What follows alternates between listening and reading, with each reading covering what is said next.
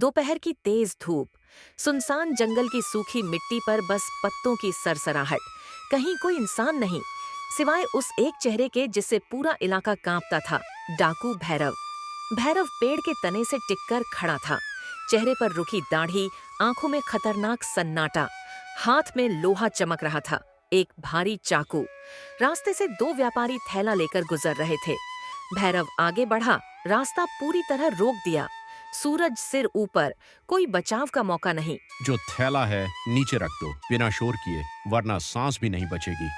दोनों व्यापारी डर से जम गए। एक ने कांपती आवाज में कहा, भाई, हम बस गुजर रहे हैं। भैरव ने चाकू गर्दन के पास ले जाकर बोला, बहस मत कर, धूप तेज है, मेरा मूड खराब मत कर। जो है सब छोड़ जाओ। व्यापारी रोते हुए बैग जमीन पर रख गए। थैला खोलने पर भैरव को पैसे, सोना और चांदी दिखती है। उसकी आंखें चमक उठती हैं, जैसे जंगल में आग भड़क उठी हो। अच्छा माल है, अब भागो। जितनी जल्दी भागोगे उतनी देर जिंदा रहोगे। दोनों व्यापारी जान बचाकर भागते हैं। उनकी भागती चाल से धूल उड़ती है, पर भैरव का चेहरा शांत, जैसे ये सब रोज का खेल हो। भैरव सामान लेकर जंगल के भीतर बने अपने ठिकाने पर पहुंचता है। वहां उसकी पत्नी चूल्हे पर रोटी सेक रही है। जैसे ही भैरव अंदर आता है, जी, आज कितना मिला? भैरव ने धीरे धीरे थैला खोला। पैसे की चमक जैसे उसकी लालच को और भड़का गई। जी, कल फिर निकलना और ज्यादा लाओ, हमारी झोपड़ी महल बन जाए, बस यही चाहिए। भैरव बिना कोई भावना दिखाए सिर हिलाता है। उदासीन, कठोर, बेगुनाह लोगों का खून उसकी परिभाषा बन चुका था। जंगल शांत था, पर यह खामोशी तूफान से पहले की थी।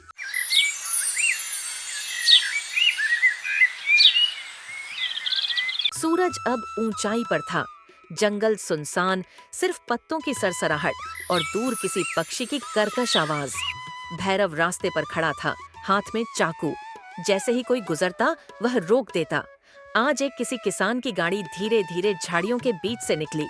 भैरव ने कदम बढ़ाए। रुको, थैले नीचे करो और जल्दी करो। किसान डर के मारे कांप रहा था। भाई, कुछ नहीं है, बस घर के लिए अनाज। झूठ मत बोल, सामान निकालो सब। किसान ने बैग खोला। भैरव ने उसमें से अनाज और थोड़ी धनराशि निकाल ली। उसकी आंखों में लालच और तृष्णा बढ़ती गई। छोटा सा गांव, बड़ा माल, अच्छा खेल है।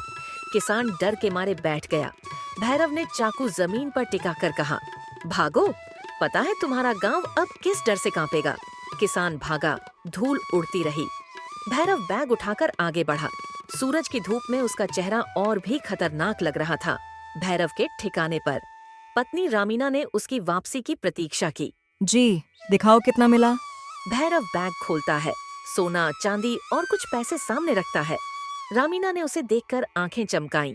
जी, और ज्यादा चाहिए, जंगल के उस पार भी लोग अनजान हैं, कल फिर निकलना और लाओ। भैरव बिना बोले सिर हिलाता है। लालच उसकी भी धड़कनों में उतर गई, लेकिन कभी कभी उसकी आंखों में एक झलक डर की भी दिखती है, जैसे जंगल उसका इंतजार कर रहा हो। जंगल में धूप तेज थी, लेकिन डर और लालच की छाया और भी लंबी हो गई थी।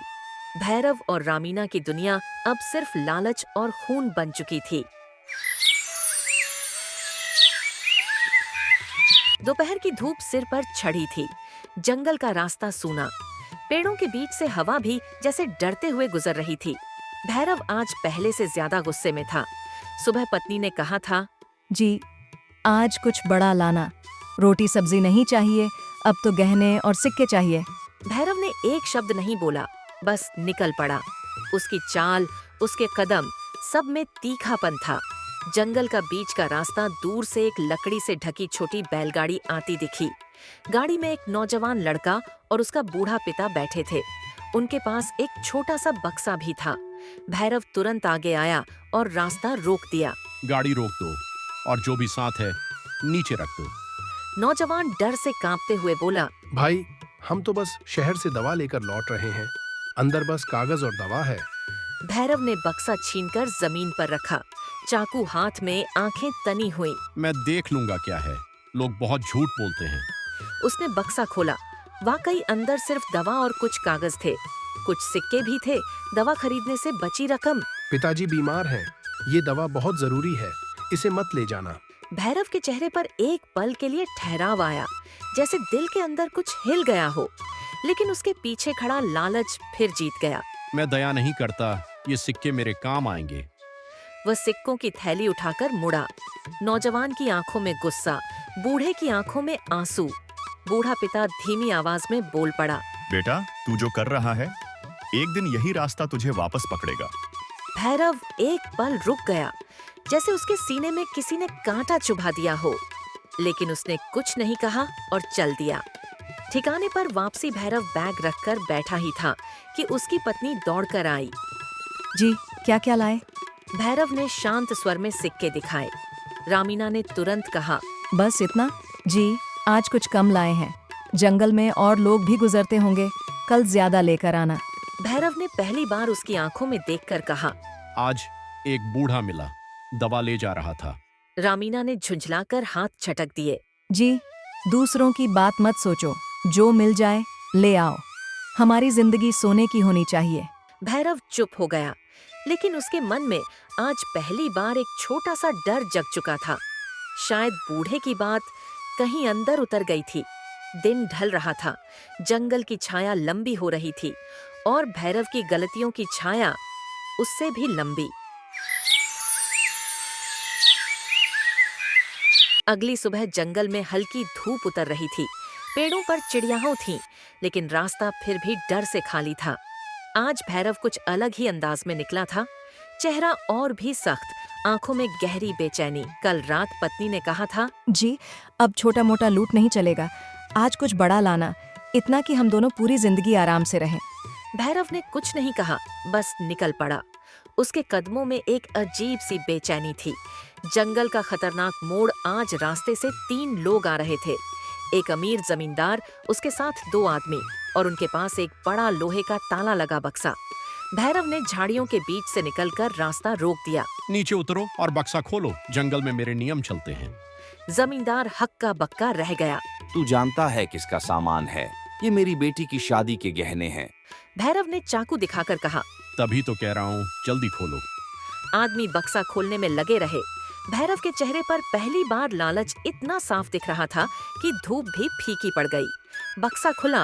अंदर सोने की माला, भारी कंगन, चांदी की ईंटें और सिक्कों की ढेर। जंगल की मिट्टी भी चमक उठी। ये सब अब मेरा है, तुम लोग जा सकते हो, अगर जिंदा जाना चाहते हो। जमींदार का गुस्सा रोष में बदल गया। तू गलत कर रहा है, ये किसी की खुशियां हैं। भैरव आंखें तरेर कर आगे बढ़ा। जमींदार पीछे हट गया।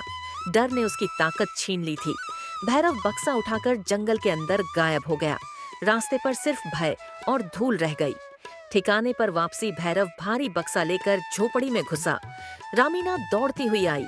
उसकी आंखें लालच से चौड़ी हो गईं। जी, इतना सब? अरे ये तो पूरा खजाना है। वह गहने पकड़ पकड़ कर देख रही थी, हर गहने को उलट पुलट कर जैसे सो रही हो।